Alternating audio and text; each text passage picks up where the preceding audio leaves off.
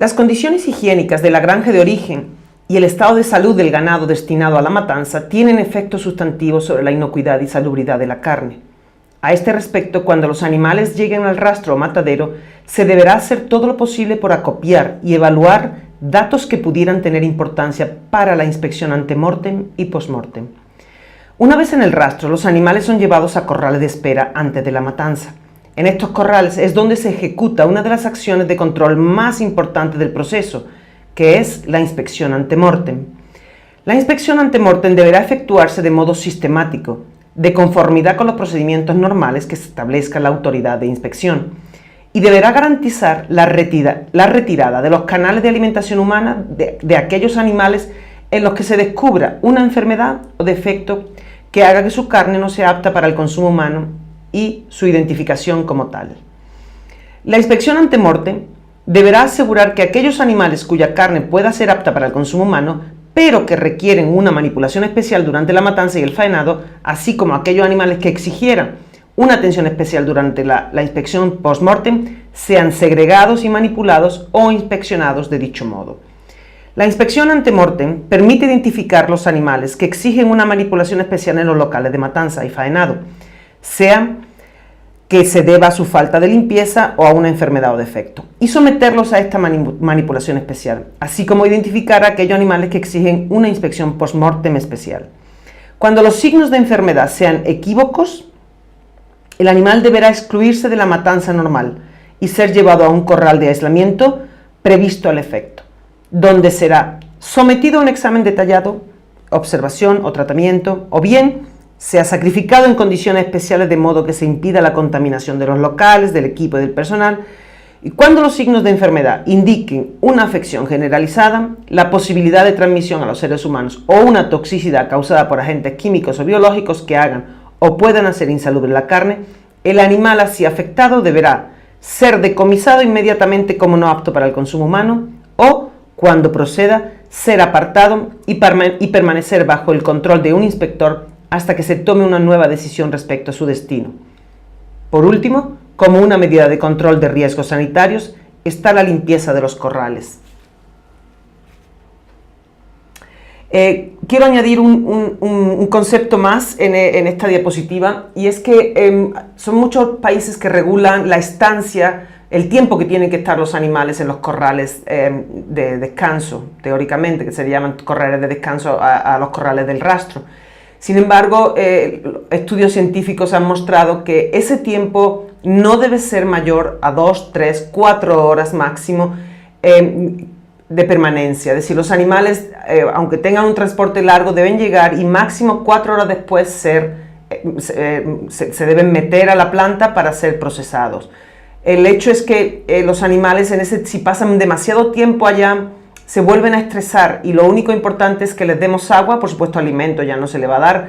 Es importante que se repongan ese glucógeno que hablábamos anteriormente para que no haya luego problemas de calidad y problemas sanitarios tampoco. Continuando,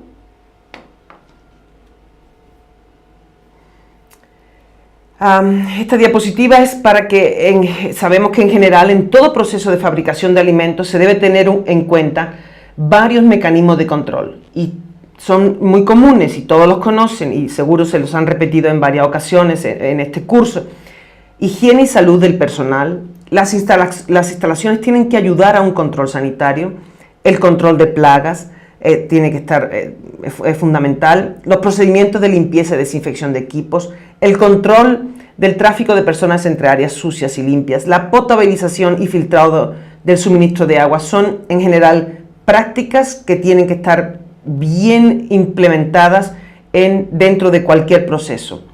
Como estas, muchas más si ustedes las sacan de manuales. Vamos a continuar con nuestro proceso en general, la fase del proceso de conseguir la carne de cerdo. Y en este caso vamos a hablar un poquito sobre el aturdido. Pareciera que no está muy relacionado con las condiciones sanitarias o con la inocuidad del producto final, sin embargo sí lo está. Por eso quiero tocarlos de esta manera. Fíjense, después de hablar sobre buenas prácticas en animales antes de entrar al rastro, ahorita vamos a empezar ya a comenzar con el proceso de matanza en sí mismo.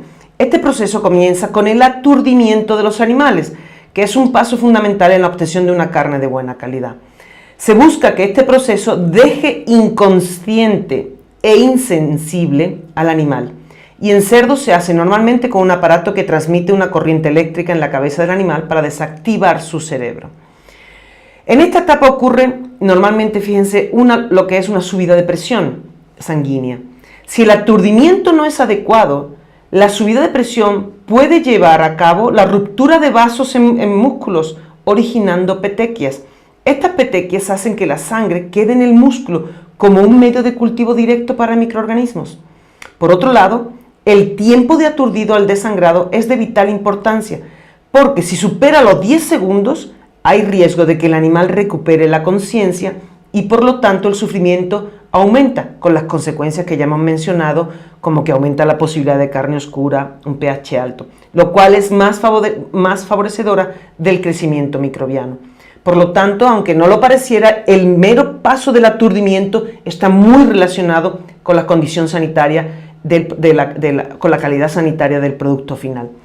Las medidas de control van a ser la rapidez que se haga entre la rapidez menos de 10 segundos entre el aturdido y el degüello y un mantenimiento y un manejo adecuado del equipo de aturdido.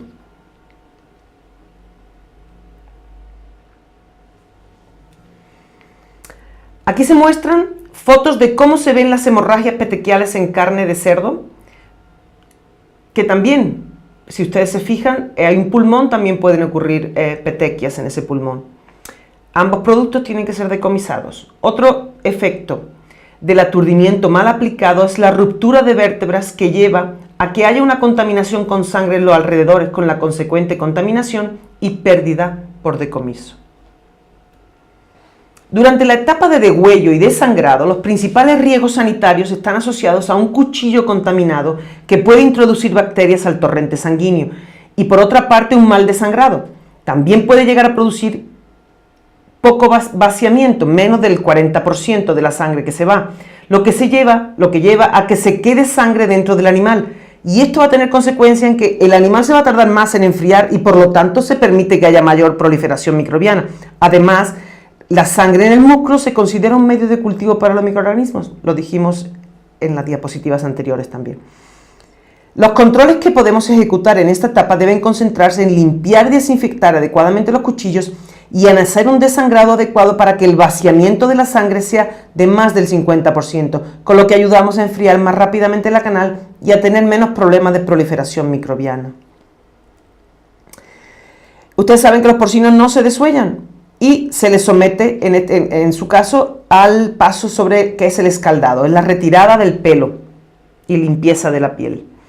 El escaldado conlleva el riesgo de que se convierta el agua donde se meten para hacerse el escaldado en un caldo de cultivo, si no se mantiene un adecuado recambio y una temperatura mayor a los 60-63 grados centígrados. Mínimo el animal tiene que estar ahí dentro durante 3-4 minutos. La extracción de vísceras podría suponer una contaminación con materia fecal, por lo que se recomienda, en primer lugar, ayuno a los animales entre 6 y 12 horas y también controles como los lavados por aspersión al final de la línea de fabricación y justo antes de entrar a la cámara de refrigeración. Estos lavados se pueden hacer con agua sola o bien con una solución acuosa con agentes antibacterianos como el ácido láctico, el cítrico, el acético.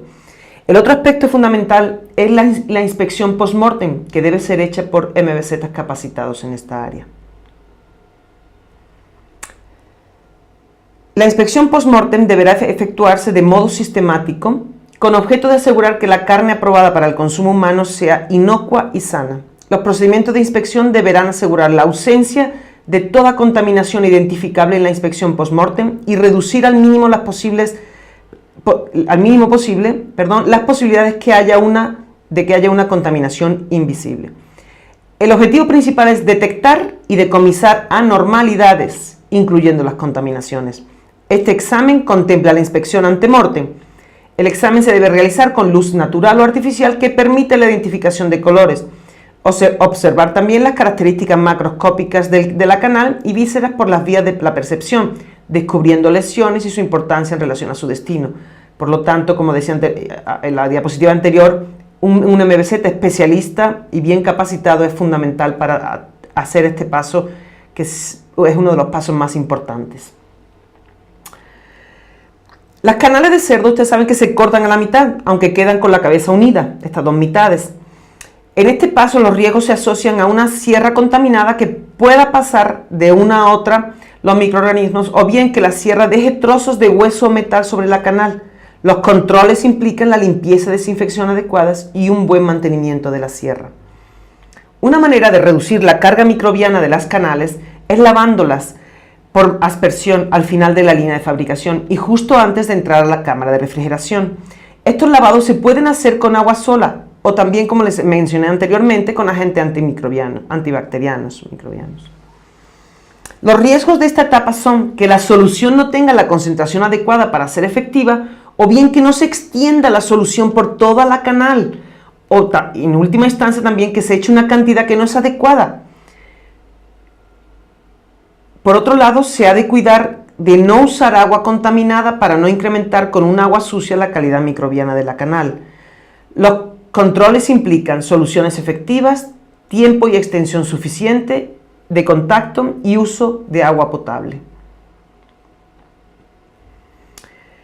Durante el enfriado de las canales, los riesgos más importantes se relacionan en primer lugar con un deficiente enfriamiento que puede provocar la proliferación de bacterias de la superficie y determinar así la deficiente calidad sanitaria del producto final. Por otro lado, hay que evitar la excesiva humedad en las cámaras, que puede provocar la caída y depósito de agua sobre las canales, lo que evita la transpiración de las mismas y por lo tanto evita el rápido enfriamiento de las mismas. Por último, deficientes instalaciones y manejo en este periodo pueden llevar a la contaminación de la canal, aumentando el riesgo sanitario. Los controles van a ser manejo de temperatura y humedad relativas en las cámaras, diseño de instalaciones que eviten condensación sobre las canales. Son, como les digo, controles necesarios en esta etapa. Ahora pasamos a las etapas de la producción de carne, que son el corte, el empacado y el etiquetado. La contaminación por operarios y equipos son los principales riesgos a los que la carne se expone en la sala de cortes. Una temperatura inadecuada en la sala lleva a la proliferación de la población microbiana del ambiente. El mantenimiento de una temperatura por debajo de 4 grados, ideal 4 o 6 grados, máximo 6, la limpieza y desinfección de las manos, cuchillos y demás utensilios y la capacitación adecuada de operarios son las acciones a tomar para mantener un adecuado control de los riesgos en esta etapa. Durante el empacado y etiquetado, la contaminación por mala higiene y los riesgos físicos por pedazos de plástico y metales constituyen los principales riesgos en esta etapa. Mantener la cadena de frío implementando limpieza y desinfección adecuada son controles que podemos utilizar, controlamos así los riesgos de esta etapa. Una máquina de detección de metal también es muy importante en esta fase. Durante el embarque hay que mantener en todo momento la cadena fría en el paso del almacén al vehículo y hay que tener un trato adecuado de la carne, ya sea de canales, medias canales, carne empacada. Hay que evitar el manejo brusco que pueda romper cajas o el plástico, abriendo paso a una contaminación. Y evitar querer hacer cortes o abrir paquetes al embarcar. Hasta aquí hemos descifrado los riesgos sanitarios asociados a la producción de carne y hemos trabajado con las medidas de control para subsanar estos riesgos. Sin embargo, este estudio en detalle debe servir para que ustedes puedan crear el enfoque general para identificar los riesgos críticos para la inocuidad en los establecimientos en los que trabajan. Mucha suerte, muchas gracias. Cualquier duda pueden contactarme en este correo que aparece en la diapositiva última. Un saludo, se despide María Salud Rubio.